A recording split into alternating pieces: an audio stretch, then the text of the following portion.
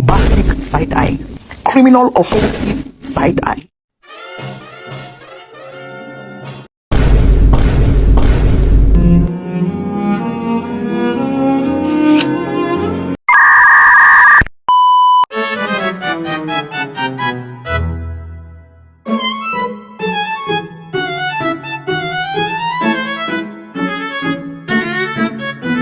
Assalamualaikum warahmatullahi wabarakatuh. Salam sejahtera untuk kita semua. Pada kesempatan kali ini saya akan mempresentasikan materi mengenai kebijakan publik. Materi ini mencakup 3 hal utama, yaitu pengertian kebijakan publik, tahapan dalam proses pembuatan kebijakan publik, serta aktor dan pemangku kepentingan yang terlibat dalam pembuatannya. Mengapa topik ini penting? Karena kebijakan publik menyangkut kepentingan kita semua. Sebagai warga negara, setiap peraturan, keputusan, atau program pemerintah yang kita rasakan sehari-hari pada dasarnya adalah hasil dari sebuah kebijakan publik.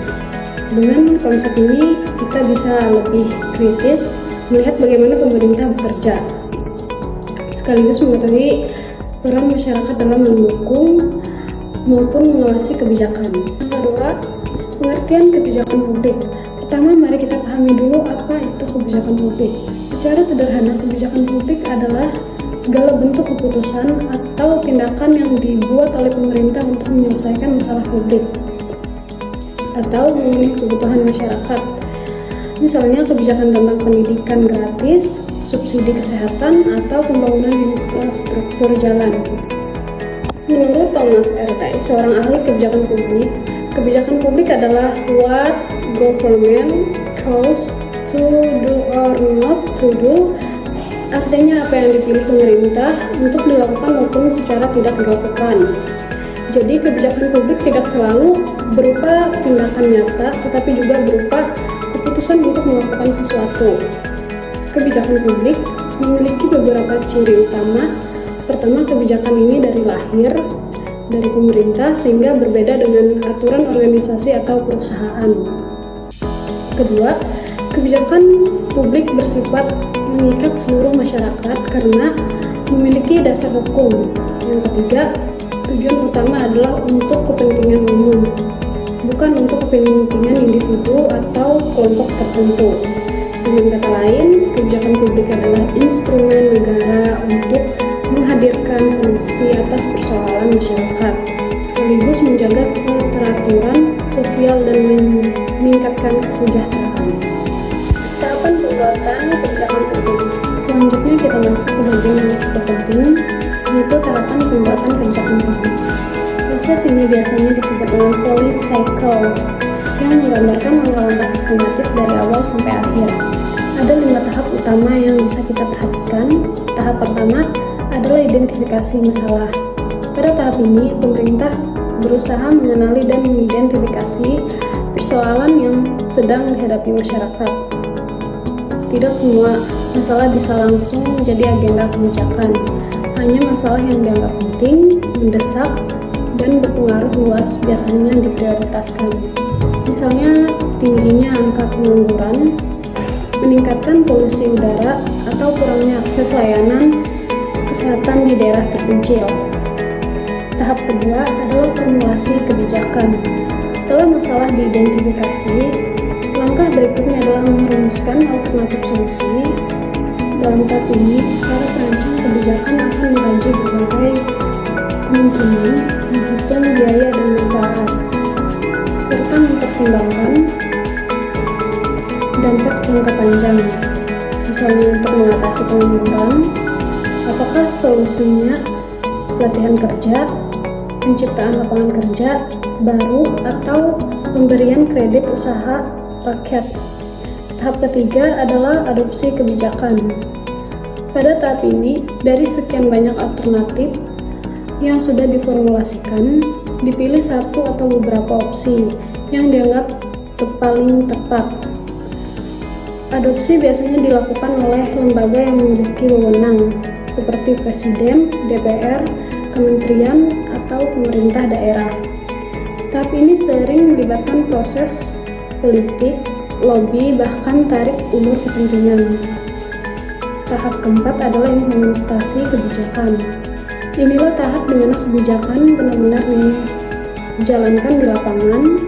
Implementasi dilakukan oleh birokrasi aparat pemerintah, misalnya kementerian teknis, dinas daerah, atau lembaga pelaksana. Dalam tahap ini, masyarakat mulai merasakan dampak nyata dari kebijakan. Contoh, ketika program bantuan sosial disalurkan kepada warga yang membutuhkan. Tahap kelima adalah evaluasi kebijakan. Tahap terakhir ini bertujuan menilai sejauh mana kebijakan yang dilaksanakan sudah efektif, efisien, dan sesuai tujuan awal. Evaluasi sangat penting untuk memperbaiki kebijakan di masa mendatang. Jika ditemukan kelemahan, maka kebijakan bisa direvisi atau bahkan diganti.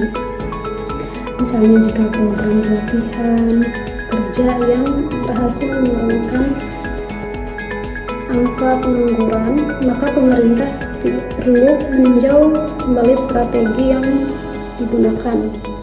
Dengan memahami 5 tahap ini, kita bisa melihat bahwa kebijakan publik bukanlah sesuatu yang instan. Ia lahir dari proses yang panjang, mulai dari masalah, merancang solusi, sampai memastikan kebijakan itu benar-benar bermanfaat. Dengan memahami 5 tahap ini, kita bisa melihat bahwa kebijakan publik bukanlah sesuatu yang instan. Ia lahir dari proses panjang, melalui dari mengenali masalah, merancang solusi, sampai memastikan kebijakan itu benar-benar bermanfaat. Slide keempat, aktor dan pemangku kepentingan dalam kebijakan publik. Selain melalui tahapan tertentu, kebijakan publik juga melibatkan banyak aktor atau pemangku kepentingan.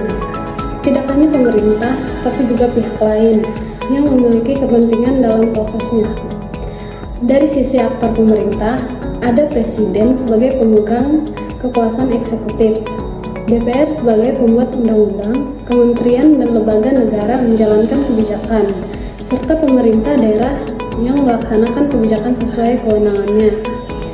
Dari sisi aktor non-pemerintah, ada partai politik yang sering mendorong agenda tertentu, organisasi masyarakat sipil atau LSM yang memperjuangkan aspirasi kelompok, media massa yang berfungsi membentuk opini publik, serta akademisi yang memberikan penelitian atau rekomendasi berbasis kajian ilmiah. Selain itu, sektor swasta juga sering terlibat, misalnya dalam bentuk investasi, kemitraan, atau tanggung jawab sosial perusahaan. Dan yang paling penting adalah masyarakat itu sendiri. Sebagai penerima manfaat, masyarakat memiliki suara yang bisa disampaikan melalui musyawarah, demonstrasi, atau partisipasi langsung dalam penyusunan kebijakan. Interaksi antara aktor bisa sangat kompleks, kadang berjalan harmonis, tetapi tidak jarang juga terjadi konflik kepentingan. Misalnya pemerintah ingin mendorong pembangunan infrastruktur, tetapi masyarakat adat menolak karena khawatir tanah wilayah mereka terganggu. Dari sini kita melihat bahwa kebijakan publik tidak hanya soal teknis, tetapi juga soal politik, sosial, dan budaya. Sebagai penutup, mari kita simpulkan kembali. Kebijakan publik adalah keputusan pemerintah yang ditunjukkan untuk menyelesaikan masyarakat. Proses pembuatannya berlangsung melalui 5 tahap: identifikasi masalah, formulasi, adopsi, implementasi, dan evaluasi. Dalam proses ini, banyak aktor yang terlibat, mulai dari pemerintah, DPR, partai politik, media, akademisi, sektor swasta, hingga masyarakat. Dengan memahami konsep kebijakan publik, kita bisa lebih bijak menilai kebijakan pemerintah, serta lebih aktif dalam proses demokrasi. Karena pada akhirnya, kebijakan publik bukan hanya milik pemerintah, tapi milik kita semua sebagai warga negara. Sekian presentasi dari saya. Terima kasih atas perhatiannya Bapak, Ibu, dan teman-teman semua. Wassalamualaikum warahmatullahi wabarakatuh.